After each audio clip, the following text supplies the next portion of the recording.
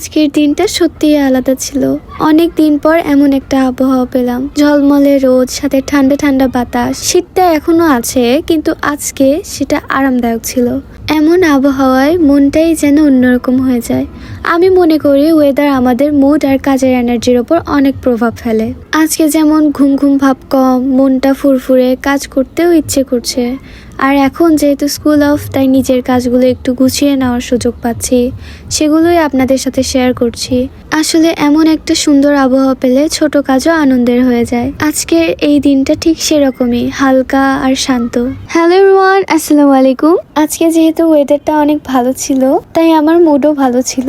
আর মজার বিষয় হলো আমার ছাগলগুলোরও মুড ভালো ছিল। তাই ভাবলাম আজকে ওদেরকে আমাদের সবচেয়ে বড় যে ঘাসের জমিটা আছে ওখানেই নিয়ে যাই, কারণ ওই জমিতে ঘাস অনেক বেশি।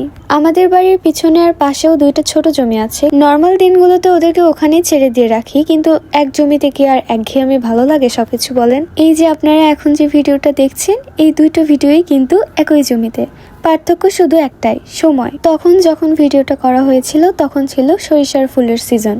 পুরো জমিটা হলুদ হলুদ ফুলে ভরা ছিল, একদম অন্যরকম একটা দৃশ্য।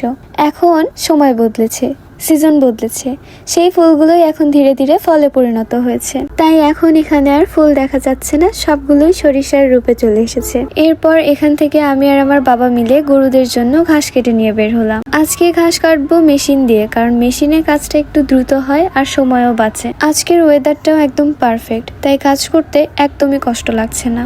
গরুগুলোর জন্য ভালো ঘাস খুব দরকার, কারণ ওরা যত ভালো ঘাস খাবে ততই সুস্থ থাকবে। এই জমির ঘাসগুলো গরুরা খুব পছন্দ করে, তাই সব সময় ওদের জন্য ঘাসগুলো এই জমি থেকেই কাটা হয়।